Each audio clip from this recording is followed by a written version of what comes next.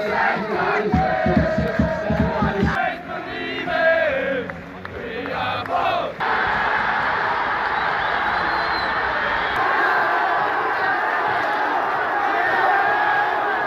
guys, welcome to Irish Footy Vlogs, and this is the YouTube channel that gives you a matchday vlog weekly. Now today's a review show where I review the games that went ahead in the Premier Division and the First Division over the weekend, and go through my predictions to see how well I done. Now unfortunately I only got one right this week out of 4 in the Premier Division, so we get into the Premier Division first of all anyway.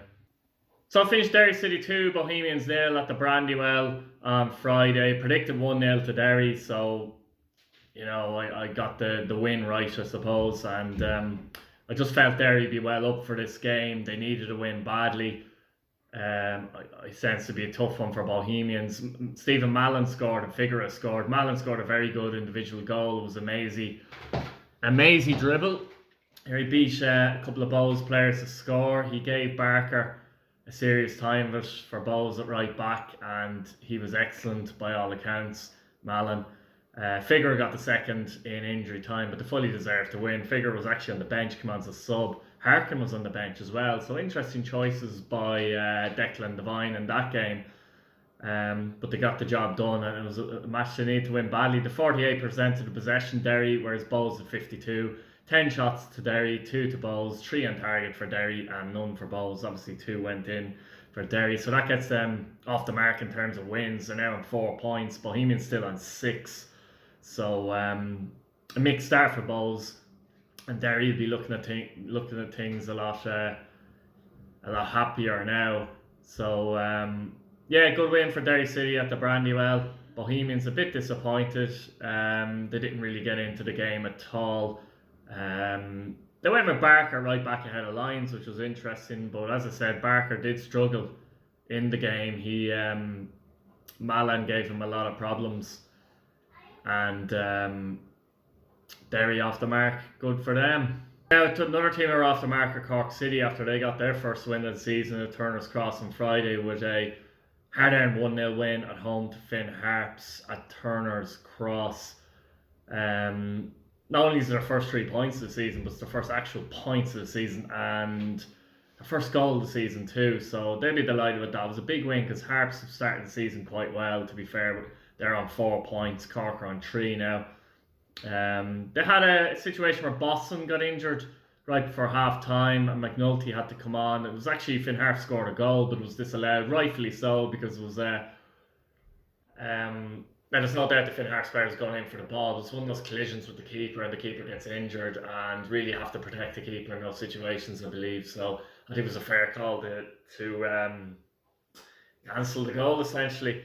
20-year-old Alec Byrne scored the winner for Cork after 55 minutes. So, you know, they'd be delighted with that. It's good for Cork to get off the mark after some bad defeats as well. They had 52% in possession, Finn Harps at 58%. Both teams had 9 shots each, with Cork hitting the target 6 times and Finn Harps hitting the target 3 times. So it sounded like a fairly entertaining game, which was bad conditions, very bad conditions. I know one of the goals at least was extremely mucky. You know, one of the goal lines was extremely mucky and the conditions weren't great. So it sounded like an entertaining affair when you look at the chances statistically. Cork will be delighted with that. They have a very, very young side. I was looking at them, and their side, I think, is average age is 20, 21. So they'd be delighted to get off the mark. For Finn Harps at 4 points, they have had a good start. They've obviously got results and proven very hard to beat, and I think defensively they look quite strong. They're not letting too many in. Webster and McElhenney in particular for Finn Harps are constant in their defence and could keep them well together this season. They signed Alexander Kogler, an Austrian, as well midweek, and he started as well. He's only 22, so it'll be interesting to see how he goes as the season goes on. Striker as well. So that's an interesting one regarding Finn Harps. So yeah, finished 1-0. I predicted 1-1, so I got this one wrong, unfortunately. So on to the next one. Now, as I talked to Park on Friday night for the fixture between Shelburne and St. Patrick's Athletic, there's a matchday vlog there, so check that out if you haven't already. Shelburne won, St. Patrick's Athletic 0. I predicted 1-0 to Pat, so I was wrong there. Shelburne now up to 6 points. Pats still on 3. Great start for Shells. Disappointing start for Pats. In the game, Shells at 48% possession. It felt like the less actually. Pats at 52. 3 shots for Shelburne on target, or 3 shots for Shelburne rather. 7 for Pats. 2 on target Shells and 3 for Pats. The 2 on target was obviously a goal, and the other one was actually a decent save from Brendan Clark. But yeah, Kabia scored from a corner after 22 minutes. Done well to get a header. Pats will be disappointed. I think if it's someone like Daniel O'Reilly or one of the centre backs, that scores the header. But I suppose you're taking from a Pats point of view, Kabia shouldn't be winning a header from a set piece. Let's be honest. Kabia had a very good game actually. I thought he gave Ian Birmingham a third time on the wing. I seen him a week before against Dundalk. I thought he was a learning curve for him basically, but I think he performed very well in this game. After Shelburne got the goal, they generally sat back and let Pats have the ball and play around and play in front of them, but Pats really had no real answer. I thought in the midfield, Pats midfield, they got it wrong. Before the game I looked at it and thought I wasn't so sure. They basically played 3 in midfield with Forrester, Markey and Desmond, but what was happening was Markey and Forrester generally were playing too high up the pitch and Desmond was getting isolated. The balance was not right in midfield at all. And then at other times Forrester was coming back to get the ball deep. But when Shells had the ball, Forrester and Markey weren't really a help to Desmond. So I thought the balance was wrong in midfield from Pat's point of view. They probably need 2 in the base and Forrester further up in my opinion. So yeah, I mean, it was an interesting game. Shells, I think, deserved to win it based on their game plan that they executed. Had more purpose about it than St. Pat's game plan, to be honest with you. Even though Pats had most of the ball, a lot of that was that Shelburne were letting them have most of the ball, and Pats couldn't really get in behind their defence. Daniel O'Reilly I thought was exceptional, the back for Shelburne. I thought the 2 boys in midfield, Deegan and Brennan especially, were very, very impressive as well. Yeah, so great start for Shelburne and a disappointing start from Pats. And but the matchday vlog was a bit of crack. Now this game was live in RTE. Finished Shamrock Rovers 3, Dundalk 2 at Tal Stadium, and what an advertising this was for the League of Ireland. I was obviously at the Pats Shells game, but I watched this back and it was a very, very good game of football. Quality goals, we all saw them. To and fro, late winner. It had everything. It was a great advertisement. The 2 best teams in the country, let's be honest about it. Big win for Shamrock Rovers. A bit of a statement win. They didn't beat Dundalk in the league last season. They beat them on penalties in the cup, and I wonder if that's given them the confidence now. Long way to go, of course, but Dylan Watts gave them the lead after 20 minutes, but that was short-lived after Jordan Flores scored an absolute screamer on 22. Corner kick. Now he was unmarked, but the technique to get across that ball and hammer it home, fantastic goal from Flores, and it's gone viral basically. I think they showed it in Sky Sports News as well. So well done, Jordan. Fantastic goal. Hooban then put Dundalk 2-1 up in the second half, 63rd minute, where he got through and chipped Manis. Lopez, after a good bit of pressure from Rovers, scored in 71, a header from a corner, and Jack Byrne got a superb winner in 83 where he curled it into the corner. Fantastic goal. Great win, good game. Both teams contributed very well to this football match. Possession wise, both teams 50-50. Rovers had more of the chances in terms of the shots. The 10, Dundalk at 4 on target each. But it was just a terrific game, and great to see in the League of Ireland that this was televised, and anyone who's even sat down and watched it who wouldn't really watch League of Ireland games, I'm sure got entertainment out of this. You'd have to, wouldn't you? Big win for Rovers, but at the same time I don't think it concerned Dundalk too early in the season. We know what they're like when it comes to the latter end of the season. It's a long way to go, but could prove to be, when you look back in hindsight, a big win to Rovers. We'll see what happens, but superb game of football. Enjoyed it when I watched it back, and big crowd as well. It was apparently a sellout, but I do think there was empty seats there, but it did sell out. There was certainly 7,500 at the game, and I think that's a bit of a record. But it keeps Rovers top. Rovers are top. They've won all their games. Dundalk 9 points, Rovers 12. I just wonder if the two of them are going to run away with it. We'll see what happens.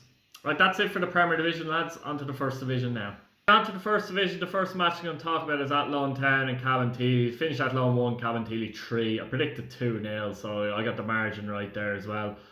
Athlone's first game of the season, though, their match against Galway was called off. Cabinteely's second, and that's 7 goals in 2 games for Cabinteely and 6 points. They took the lead through Labutas, who scored a fine individual goal. He picked it up at the halfway line, ran through the heart of the Athlone defence and finished beautifully into the corner to give them the lead. Meaning they missed a penalty for Athlone, but they did equalise through Manning on 49. Then Shane Barnes scored after 68 and 77 minutes to give Cabot the victory here, and a good victory it is too. Very good start for Cabinteely. A lot of players have left, and obviously Rob Manley, a big goal scorer for them, but very encouraging for them, the fact that they've scored 7 goals in the first 2 games. And this is an excellent 3 points in Athlone. Could have been a tricky one. For Athlone's part, it's their first game of the season. They're probably a little bit cold as well. They didn't have the benefit of playing the week before like Cabinteely did, so on to the next one for them really. Parallel grounds, the Bray Wanderers, I was going to say the Seagulls, but the Seagulls hit back with a very good win at home to Wexford, actually 2-0, considering they were beaten well at Cabinteely last week 4-2, having been 4-0 down. That man Gary Shaw scored again, so that's a good sign for them. 2 goals and 2 for him. Andy Moran scored in the last minute to give them a 2-0 win. It was a tough game by all accounts, though. Wexford were well in the game up till the last minute when Bray got that second. I predicted 1-1 here, so I got that one wrong. Bray be delighted to hit back at home after that defeat, and you know, Gary Shaw now I think could score a lot of goals in this division as well. Wexford, 1 point from 2 games. They did perform in both games. Last season they got a lot of hidings, to be honest. And I did say I think they'll improve this season. And even though they've only 1 point from the 2 games, I think there is an improvement. It was only 1-0 here up to the last minute as well. So they'll pick up the first win pretty soon, I'm sure. But Bray 2, Wexford 0. Now the UCD Bowl, UCD came through a very difficult game of Cove in which they won 1-0. Cove were the better side here in the first half. UCD weathered the storm in the last 20 minutes. They put them under a lot of pressure. Madej scoring the winner with a couple of minutes to go to give them a very important 3 points, having drawn in Wexford in the opening day of the season. So 4 points for UCD at the beginning. Their 2 strikers, Whelan and Madej, have scored as well in the opening 2 games, so that's good for them. Cove, they'll be disappointed actually to have no points from 2 games because they put it up to Drogheda at home. They lost that game late on. They were 1-0 down a couple of minutes to go and had a man sent off. So and they lost this one late essentially as well. They were, you know, they were probably worth a point in the game by the sounds of things. So they'll be disappointed to have no points, but they'll be encouraged with the performances early doors. And it could be a case that this season we don't have a whipping boy in the first division. We often do, but the signs are good for Cove as well. Now at United Park, there was a big clash between Drogheda United and Longford Town, where it finished Drogheda United 0, Longford Town 1. I predicted 2-1 win for the Drogs. We got this one wrong, obviously. Great win for Longford on the road. 6 points for them, 3 for Drogheda in the opening 2 matches. Sam Verdon scoring the winner in this one. Very good player. I think got 12 or 13 goals last season for Longford as well. But a little bit of a smash and grab. Drogheda were the better side. Stacey made a number of saves for Longford in this match, but makes the win much sweeter for Longford and more impressive in many ways that you can come to United Park and nick a win like that. So good sign for Longford. Drogheda did play well by all accounts, just couldn't find the net, so I won't be too despondent either there. And it's early on in the season, they're still off the mark with 3 points as well. But yeah, an interesting one, a very good start for Longford, and they'll be hoping to kick on this season. Now Shamrock Rovers drew 1-1 with Galway United and almost came up with a victory here. Brandon Kavanagh scored after 69 minutes to give Rovers the lead. First game of the season for Galway. I'd say they were caught a bit cold as well though, because their game at Athlone was called off, but they'd be delighted that midfielder Conor Barry scored after 86 minutes to give them a point really. Rovers looked like they had a stronger team out for me. than they had out in the opening game. Dean Williams started for them, for example, and there was a couple of others in there that didn't play on the opening day of the season. So, you know, some of the players that you could argue could be in the first team squad are starting to play as well. So that'll make Rovers stronger, obviously. But ultimately, I think it's a good point for Galway because they scored late and it's their first match of the season, having not played the week before. Obviously, Rovers, that's a point from 2 games. They have played Galway and Longford, so it's not bad from their point of view. So, you know, you're not going to see many big results in this league. I don't think you're going to see too many thumpings, which is great, I think. But yeah, Finnish Rovers 1, Galway 1. I tipped Galway to win this one 1-0. So that's about it, guys, for the review show. Preview show for next week's games will be out Wednesday, perhaps. Either Tuesday night or Wednesday. We'll have a look at that. I'll have another matchday vlog on Friday. Not 100% sure which match I'm going to yet, but I'll let you know on Instagram and that as soon as I know. Do follow me on Instagram if you haven't already. Just if you type in Irish Footy Vlogs, you'll find us. Same on Twitter. Subscribe to the channel if you're new and you haven't subscribed already. And that's about it, guys. So see you next time. Have a good day. Good luck. Bye.